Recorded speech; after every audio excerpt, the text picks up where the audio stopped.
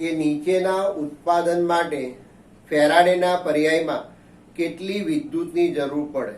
એકદમ સાદો સિમ્પલ, જોઈ લો. પીગલિત કેલ્શિયમ ક્લોરાઇડમાંથી 20 ગ્રામ કેલ્શિયમ જોઈતું હોય તો શું કહે છે? પીગલિત કેલ્શિયમ ક્લોરાઇડમાંથી 20 ગ્રામ કેલ્શિયમ જોઈએ ત્યારે આ એક પૂછ્યું છે. બીજું પૂછ્યું છે પીગલિત Al2O3 માંથી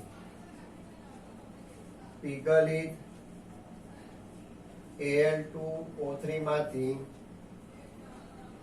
40 ગ્રામ એલ્યુમિનિયમ મળે ત્યારે. તો અગાઉ જે તમને કહ્યું છે તે પ્રમાણે બસ તમારે અહીં રિડક્શનનું સમીકરણ લખવું પડે. તો પહેલા જોઈ લો કે તમારી પાસે વિદ્યુત વિભાજક કયું છે? Calcium chloride. એમાં કેલ્શિયમ +2 છે, 2Cl -1 છે. પણ કેલ્શિયમ જોઈએ છે એટલે રિડક્શન થાય, તો રિડક્શન પર કેથોડનું સમીકરણ. તો કેથોડનું સમીકરણ લખીએ તો Ca+2 aqueous +2 electron will give Cs solid. કારણ કે +2 માંથી 0 જ થવાનું છે એટલે 2 ઇલેક્ટ્રોનનો સ્વીકાર થાય. હવે આ તત્વયુગ્મિતિ શું કહે છે આપણને? જો આ તત્વયુગ્મિતિ એવું કહે છે કે સાંભળજો, હવે અહીં આપણે 20 ગ્રામ જોઈએ છે. હવે આ 1 મોલ કેલ્શિયમનો પરમાણુ ભાર કેટલો? 40. તો 40 ગ્રામ તમને કેલ્શિયમ જોઈતું હોય તો 2 ફેરાડે વિદ્યુત પ્રવાહ પસાર કરવો પડે. તમને જોઈએ છે કેટલો? 20 ગ્રામ. તો 20 ગ્રામ એ કેટલો? તો તમને પરમાણુ ભાર ખબર હોવા જોઈએ, ના ની ખબર હોય જેને આપેલા હોવા જોઈએ. તો સમીકરણ પરથી તત્વયુગ્મિતિ એવું કહે છે. સમીકરણ પરથી 40 ગ્રામ કેલ્શિયમ મેળવવા 2 ફેરાડે વિદ્યુત પ્રવાહ જોઈએ. આવું હું નથી કહેતો, આ સમીકરણની તત્વયુગ્મિતિ કહે છે. તો તમારે કેટલું જોઈએ છે? 20 ગ્રામ જોઈએ છે. માટે 20 ગ્રામ કેલ્શિયમ મેળવવા કેટલો? તો ફટ તમે કીધું અડધો એટલે 1 ફેરાડે. મૌખિક બી ગણી શકાય. 40 ભાગ્યા 40 એટલે 1 ફેરાડે. 1 ફેરાડે વિદ્યુત પ્રવાહની જરૂર પડે. થઈ ગયું. કારણ કે કેલ્શિયમનો પરમાણુ ભાર 40 ગ્રામ છે. Ca બરાબર 40 ગ્રામ પર મોલ. આનો પરમાણ્વીય ભાર છે. હવે એક અહીં એલ્યુમિનિયમ છે. તો એલ્યુમિનિયમનો પરમાણ્વીય ભાર જે છે એ 27 ગ્રામ પર મોલ છે. ચાલો, ઓકે. તો Al2O3 માં તમને શું છે? 40 ગ્રામ Al+3. તો આ Al2O3 છે, એમાં એલ્યુમિનિયમ +3 છે, પ્લસ 4s2 -2 છે. ટોકડી ગુણાકાર તોડો, 3 આ બાજુ 2 બાજુ. આપણે હવે આયન ની જરૂર છે, બાકી બેલેન્સ કરવાની જરૂર છે. બાકી 2 લખી દો ને 3 લખી દો. હવે 2 ને 3. તો કેથોડનું સમીકરણ શું બને? Al+3 aqueous will give Al solid. તો +1 માંથી 0 એટલે 3 ઇલેક્ટ્રોનનો સ્વીકાર થઈ ગયો. તો હવે આ સમીકરણની તત્વયુગ્મિતિ શું કહે છે કે 1 મોલ એલ્યુમિનિયમ જોઈતો હોય તો 3 ફેરાડે. ઓકે. એલ્યુમિનિયમ પરમાણુ કેટલો? 27 ગ્રામ. તો જોઈ લો સમીકરણ પરથી શું કહી શકાય કે ભાઈ 27 ગ્રામ એલ્યુમિનિયમ મેળવવા 3 ફેરાડે વિદ્યુત પ્રવાહ જોઈએ. આટલો જોઈએ છે. પણ તમારે ખરેખર કેટલો જોઈએ છે? 40 ગ્રામ. તો 40 ગ્રામ એલ્યુમિનિયમ મેળવવા માટે કેટલો? તો 3 ગુણ્યા 40 ભાગ્યા 27. તો 120 ભાગ્યા 27. તો 4.444 એટલે 4.44 ફેરાડે વિદ્યુત પ્રવાહ જોઈએ. અને 4 રિપીટ થાય છે તો પાછળ 45 કરજો તો બી વાંધો નથી. બસ બોલો, આ રીતનું છે. ક્યાં કયા ઘણા દાખલા છે? તો હવે તમે જો આ તમારે કેથોડના સમીકરણ લખવા પડે. તો તમે જે વિદ્યુત વિભાજ્ય લીધેલો છે એમાં ધન આયન કોણ છે, ઋણ આયન કોણ છે, આ તમને ખબર હોવી જોઈએ. બસ, અને પરીક્ષક બસ આવામાં જ ગૂંચવી નાખે છે. તો આ તમને વિદ્યુત વિભાજ્યમાં કયો ધન આયન છે, કયો ઋણ આયન છે ખબર હોવી જોઈએ. ને તમને એ તો ખબર જ હોય કે ધન આયન હંમેશા રિડક્શન થાય, ઋણ આયન હંમેશા ઓક્સિડેશન થાય. ઓકે, આ ખબર હોવી જોઈએ. તો એ એકદમ સાદું સિમ્પલ. આગળ વધીએ. ચાલો આગળ વધીએ આપણે.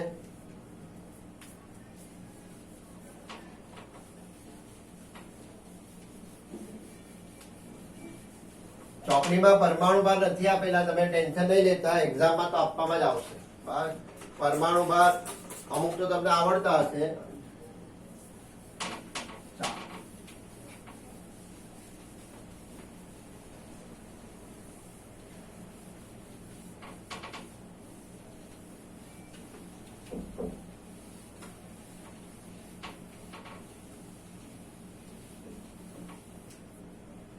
હવે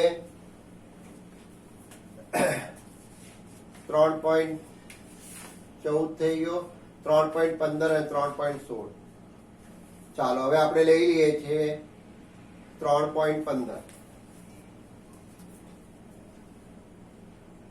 3.15 શું કહે છે કે 5 એમ્પિયર પ્રવાહનો 20 મિનિટ માટે ઉપયોગ કરી નિકલ નાઇટ્રેટના દ્રાવણનું પ્લેટિનમ વિદ્યુત ધ્રુવ વચ્ચે વિદ્યુત વિભાજન કરવામાં આવ્યું. કેથોડ પર નિકલનું કેટલું દળ નિક્ષેપિત થશે? આપણે જે ઉદાહરણમાં ગણ્યો ને એના જેવો દાખલો છે. તો આપણે ઉદાહરણનો જે ગણ્યો છે પહેલો દાખલો, તો એ રીતે બે રીતે બતાવી દઈએ. પહેલા વિગત લખી દઈએ. તો તમારી પાસે નિકલ નાઇટ્રેટનું જલીય દ્રાવણ છે.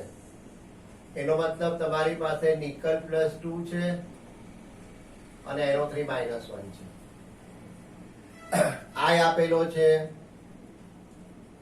5 એમ્પિયર, ટી આપ્યો છે 20 મિનિટ, 20 મિનિટ આપ્યો છે. એટલે 20 ગુણ્યા 60 કરી નાખો તો 6 દુ 12, 1200 સેકન્ડ થઈ ગઈ. ચાલો હવે તમને કેથોડ પર કેટલું નિકલ મળે છે એવું કહે છે. તો આપણે સૌથી પહેલા Q શોધી કાઢીએ. તો Q બરાબર I × T. તો I કેટલો છે 5 અને આ કેટલો છે 1200. તો 12 × 5 = 60 6000 કુલમ થઈ ગયું. ઓકે, કેલ્સીબર બી કરવું હોય તો કરો, વાંધો નથી, કારણ કે આપણને આદત પડી ગઈ છે. 1200 × 5. ચાલો હવે પસાર કરેલો વિદ્યુત જથ્થો તો આવી ગયો. હવે તમને સમીકરણ લખતા આવડે છે?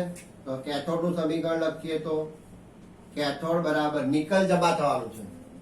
તો nickel +2 aqueous will give nickel solid. Okay, તો આ +2 માંથી 0 થયો, ઓક્સિડેશન આંકમાં 2 નો ઘટાડો થયો એટલે 2 ઇલેક્ટ્રોન. તો આ સમીકરણની તત્વયોગિતિ શું કહે?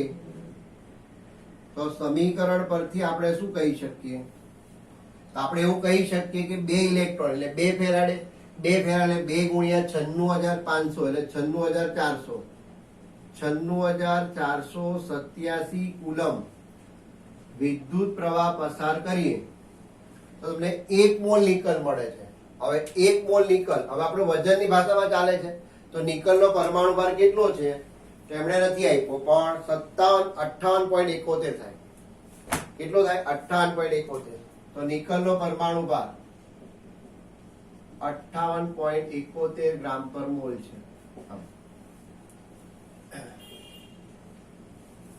1 મોલ એટલે આટલું. તો હવે તમે આટલો વિદ્યુત પ્રવાહ પસાર કરો તો તમને 58.71 ગ્રામ નિકલ મળે અને મળે. પણ તમે તો ખરેખર પસાર કર્યો છે 6000 કુલમ. તો 6000 એ કેટલો? માટે 6000 કુલમ વિદ્યુત પ્રવાહ પસાર કરવાથી કેટલો મળશે? તો 6058.71 ભાગ્યા 2 ગુણ્યા 96487. હા, તો હવે આપણે જોઈ લો 6000 ગુણ્યા 58.71 ભાગ્યા 2 ભાગ્યા 96500. તો 1.8251 પછી 8 છે એટલે 1.8252 ગ્રામ કરી દઈએ. તો આટલા ગ્રામ તમને નિકલ મળશે. આટલા. બસ જવાબ બી જોઈ લો. બસ તો એટલો જ આવે છે. પછી જોઈ લઈએ. હવે બીજી રીત પણ બતાવી દઈએ. આ બીજી રીતમાં તમને ખ્યાલ જ છે. તો કેથોડ પર જે નિકલ મળે છે તો નિકલનું વજન શું? આપણે કીધેલું ભાઈ પરમાણ્વીય દળ ગુણ્યા I ગુણ્યા T છેદમાં N ગુણ્યા 96487. સીધું આ રીતે પણ કામ થઈ શકે. તો પરમાણ્વીય દળ કેટલું છે? આટલું.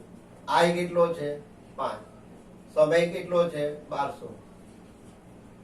આપણે ત્યાં ઇલેક્ટ્રોનની સંખ્યા કેટલી? 2 ગુણ્યા 96487.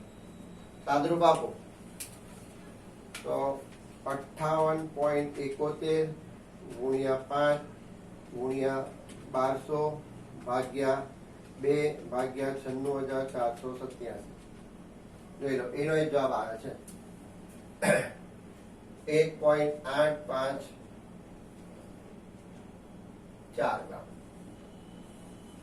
એક ડિજિટ ખાલી બદલાયો છે. 52 54 અને 52. मतलब બે ડિજિટ લેવું તો એ પણ 1.8 જ કહેવાય ને એ પણ 1.8 જ કહેવાય. આટલું તમને નિકલ મળે. બસ પતી ગયું. કહી લો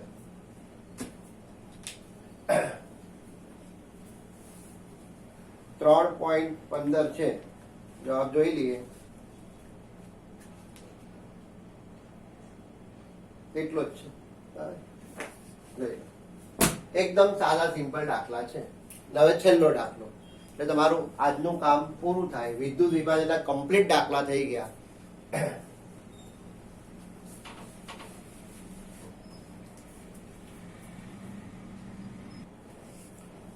હવે છેલ્લો દાખલો છે સ્વાધ્યાયનો 16મો દાખલો 3.16. શું કહે છે? 3 વિદ્યુત વિભાજન કોષ A, B, C જે અનુક્રમે ઝિંક સલ્ફેટ, સિલ્વર નાઇટ્રેટ અને કોપર સલ્ફેટના દ્રાવણ ધરાવે છે. તેમને શ્રેણીમાં જોડેલા છે. કોષ B માં 1.45 ગ્રામ સિલ્વર કેથોડ પર જમા થાય છે. ત્યાં સુધી 1.5 એમ્પિયર સ્થિર પ્રવાહ પસાર કરવામાં આવ્યો. તો કેટલા સમય માટે પ્રવાહનું વહન થયું હશે? કોપર અને ઝિંકના દળ નિક્ષેપિત થયા હશે. આ તમને પૂછે છે. ઓકે, તો ચાલ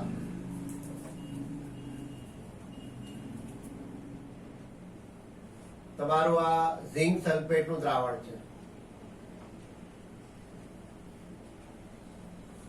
આ તમારું સિલ્વર નાઇટ્રેટનું દ્રાવણ છે AgNO3 નું.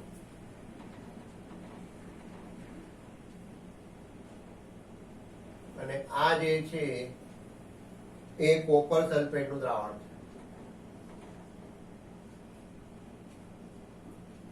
આ બધા કોષોને શ્રેણીબદ્ધ જોડી બધાને એક સરખો વિદ્યુત જથ્થો લાગુ પાડેલો છે. બરાબર છે. હવે એવું કહે છે કે કોષ બી માં 1.5 ગ્રામ સિલ્વર કેથોડ પર જમા થયું હોય ત્યાં સુધી 1.5 એમ્પિયર પસાર થયો હોય તો કેટલા સમય માટે વહન થયું હશે? તો પહેલા તો તમે એ જોઈ લો કે ZnSO4 છે. તેમાંથી Zn+2 ઉત્પન્ન થાય એટલે Zn+2 +2 electron will give Zn solid. AgNO3 નું દ્રાવણ છે, તેમાં Ag પ્લસ હોય plus electron will give Ag solid. Okay, અને કોપર સલ્ફેટ છે તો Cu plus 2 electron will give Cu solid. આ તમને યાદ હોય તો ફેરાડેના બીજા નિયમ પ્રમાણે તમારે સમાન વિદ્યુત જથ્થો લાગુ પાડવો પડે. તો ફેરાડેના બીજા નિયમ પ્રમાણે સમાન વિદ્યુત જથ્થો લાગુ પાડવો જરૂરી છે. તો હવે અહીંયા તો બરાબર છે, 2 ફેરાડ એટલે 1, 2 ફેરાડ એટલે 1, બાદ અહીંયા નથી તો આપણે 2 કરી દઈએ, 2 અને 2. તો હવે જોઈ લો, 2 ફેરાડે વિદ્યુત પ્રવાહ પસાર કરવાથી સંબંધ શું થઈ ગયો? પસાર કરવાથી નિપજના મોલ વચ્ચે સંબંધ શું મળે છે જોઈ લો. સંબંધ શું મળે છે? તો ઝિંક જેમ સિલ્વર જેમ કોપર, તો સંબંધ શું થઈ ગયો? તો 1:2:1 આમ થઈ ગયો, આવું થઈ ગયું. એનો મતલબ એમ થઈ ગયો કે ઝિંકના જેટલા મળશે એટલા કોપરના, એના નથી સિલ્વરના બમણા. જોઈ લો. તો હવે આપણે કોઈ એક શોધી કાઢીએ. બરાબર, તો હવે તમે જો, તો તમને શું આપેલું છે કે ભાઈ કોષ બી માં, તો આ કોષના દરેકના નામ આપી દઈએ. તો આ એ કોષ છે, આ બી કોષ છે અને આ સી કોષ છે. ઓકે, તો આ એ કોષ તમારો, આ બી કોષ અને આ સી કોષ. તો હવે 1.5 ગ્રામ સિલ્વર કેથોડ પર જમા થાય ત્યાં સુધીમાં તમને 1.5 એમ્પિયર થી વિદ્યુત પ્રવાહ થયો છે. એટલે એવું કહે છે કે જ્યારે 1.5 ફેરાડે વિદ્યુત પ્રવાહ પસાર કરો ત્યારે તમને 1.5 ગ્રામ સિલ્વર મળે છે. આમાં લખેલું જ છે કે કોષ બી માં 1.5 એમ્પિયર વિદ્યુત પ્રવાહ પસાર કરો તો 1.45 ગ્રામ તમને Ag મળે છે. તો તમને એવું પૂછ્યું છે કેટલા સમય માટે આપણે પસાર કર્યો હશે, તો તમને એકવાર ઊંધું બતાવી દેજો. Q બરાબર I into T, Q એટલે I into T થઈ ગયું. તો હવે તમારે T શોધવાનો છે, તો T બરાબર Q ભાગ્યા I. હવે તમને Q મળી જાય તો તમારું કામ થઈ ગયું. Q મળી જાય તો તમારું કામ થઈ ગયું. તો તમે કેટલો પસાર કર્યો છે એ તમને પૂછે છે હવે. ઓકે, ચાલો.